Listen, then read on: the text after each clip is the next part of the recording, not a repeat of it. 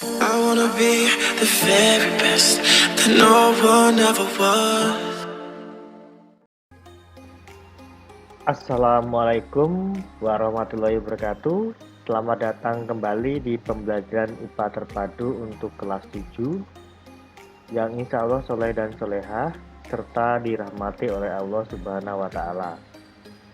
Pada kesempatan hari ini kita akan membahas tentang bab 9, yaitu tentang pemanasan global dan dampaknya bagi ekosistem. Pemanasan global dapat menyebabkan peristiwa mencairnya es di kutub. Selain itu, fenomena alam tersebut juga dapat menyebabkan terjadinya perubahan iklim secara ekstrim. Anomali iklim akibat pemanasan global dapat berupa El Nino dan La Nina. Gejala alam dari El Nino dan La Nina yang dapat dilihat antara lain adalah kemarau panjang terjadi saat di belahan bumi yang lain ditimpa hujan lebat yang menyebabkan banjir. Jadi pada intinya ada beberapa daerah di belahan bumi yang mengalami banjir dan juga ada yang mengalami kekeringan yang panjang dalam waktu yang sama ya. Sehingga kedua fenomena ini sangat umum terjadi ketika terjadinya pemanasan global. Baik, materi yang akan kita bahas adalah yang pertama, pengertian dari pemanasan global. Yang kedua, penyebab pemanasan global. Yang ketiga adalah dampaknya bagi manusia dan ekosistem. Dan yang terakhir adalah cara-cara mengurangi pemanasan global.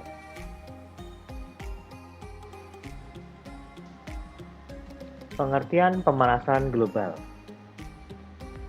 Bumi yang kita tinggali diselimuti oleh atmosfer yang antara lain disusun oleh gas rumah kaca atau disingkat GRK.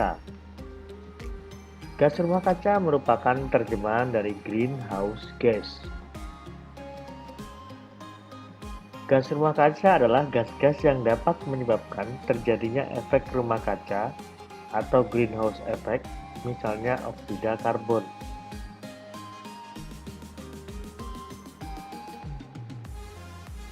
Efek rumah kaca adalah suatu efek di mana panas cahaya matahari yang dipantulkan bumi tertahan oleh CO2 dan gas rumah kaca lainnya yang terkumpul di atmosfer.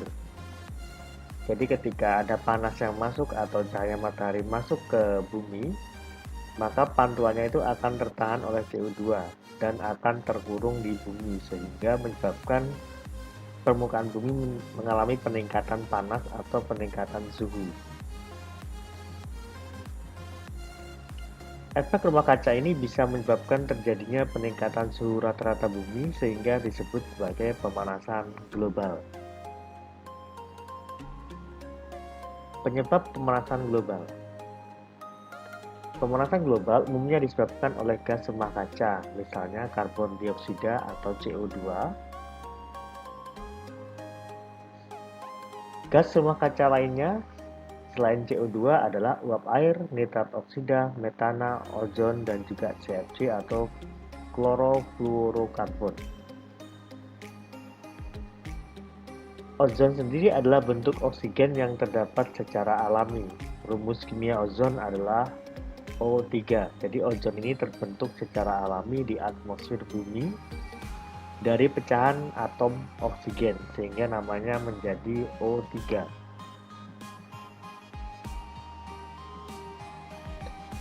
Lapisan ozon di stratosfer berfungsi sebagai pelindung makhluk hidup di bumi karena bisa menyerap radiasi sinar UV atau sinar ultraviolet.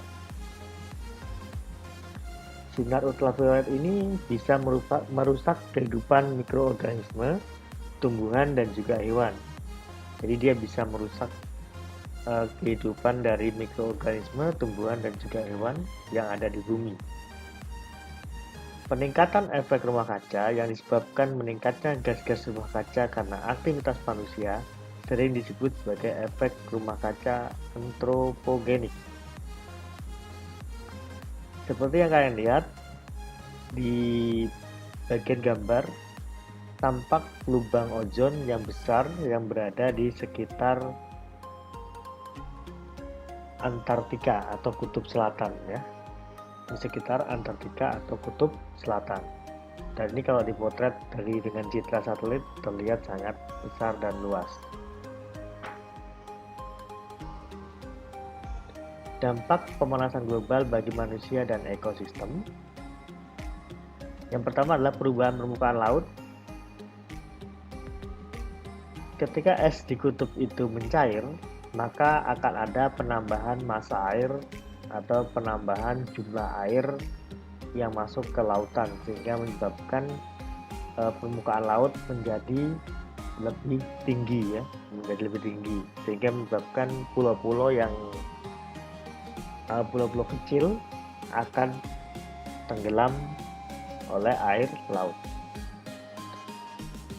Akibatnya kota-kota pantai dan beberapa pulau kecil tenggelam ya. Jadi akibat dari naiknya permukaan laut itu, maka kota-kota pantai dan beberapa pulau kecil tenggelam. Yang kedua adalah perubahan pola iklim.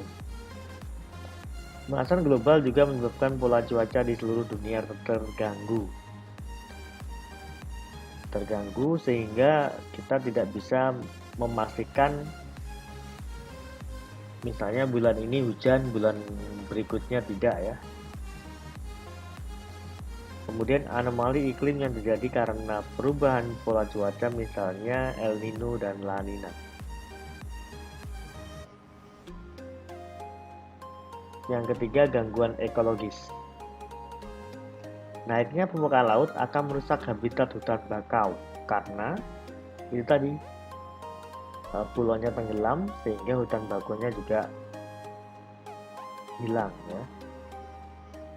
Terumbu karang yang merupakan ekosistem di bumi yang paling beragam juga akan terancam oleh perubahan apapun, termasuk perubahan suhu. Kemudian keamanan pangan. Pergeseran batas air asin dan air tawar juga berdampak terhadap pertanian dan perikanan. Karena kalau misalnya air laut naik, maka air laut itu akan masuk ke daratan yang awalnya menjadi area pertanian akan bercampur dengan air asin atau air laut sehingga menyebabkan tanaman tidak bisa tumbuh, sehingga menyebabkan keamanan pangan menjadi terganggu.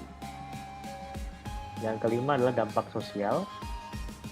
WHO menyebutkan perubahan iklim juga menyebabkan semakin meluas dan tersebarnya penyakit alergis, misalnya asma dan infeksi. Yang terakhir, cara-cara mengurangi pemanasan global. Yang pertama adalah mengurangi emisi oksida karbon dan oksida nitrogen. Caranya bagaimana? Caranya adalah kita bisa menggunakan mobil dengan menggunakan tenaga surya, membangun PLTB, menggunakan transportasi umum, menghindari penggunaan bohlam. Karena keempat hal tersebut, misalnya kita menggunakan mobil yang menggunakan bahan bakar bensin, maka akan menimbulkan oksida karbon atau hasil dari pembakaran karbon. Jadi caranya adalah mengganti dengan mobil bertenaga surya, kemudian menggunakan listrik PLTB, menggunakan transportasi umum, dan yang terakhir adalah hindari penggunaan bohlam. Jadi lampu di rumah yang masih menggunakan bohlam yang berwarna atau biasa disebut sebagai lampu pijar diganti dengan menggunakan bohlam tapi sistemnya neon atau LED ya. Itu akan lebih aman dan lebih ramah lingkungan. Kemudian yang kedua, mengurangi emisi metana. Caranya adalah mengembangkan metode penanaman padi dengan System of Rice Intensification atau SRI. Mengurangi emisi CFC dengan cara mengganti obat nyamuk cair dalam kaleng penyemprot dengan obat nyamuk cair yang dimasukkan ke dalam penyemprot nyamuk yang dipompa dengan tangan. Kemudian mengganti parfum dalam botol penyemprot dengan botol parfum dalam botol tub tekan atau yang menerapkan asas Bernoulli. Kemudian menanam tanaman beraroma harum misalnya melati dan sedap malam, dengan demikian kebutuhan akan pengharum ruangan semprot berkurang. Nah ini caranya ya. Parfum yang awalnya menggunakan semprotan dan yang spray itu diganti dengan menggunakan parfum yang menggunakan botol yang dipencet ataupun ditekan sehingga tidak terlalu banyak menggunakan gas CFC. Kemudian obat nyamuk yang awalnya dipencet tapi keluar aerosolnya hampir sama dengan parfum tadi, diganti dengan obat nyamuk semprot yang menyemprotnya dengan menggunakan pompa ya. Nah, itu akan lebih aman dari gas CFC. Oke, mungkin itu saja pembahasan kita pada hari ini. Terima kasih sebelumnya. Sekian, Bapak Heri. Assalamualaikum warahmatullahi wabarakatuh. Ingat pesan ibu, pakai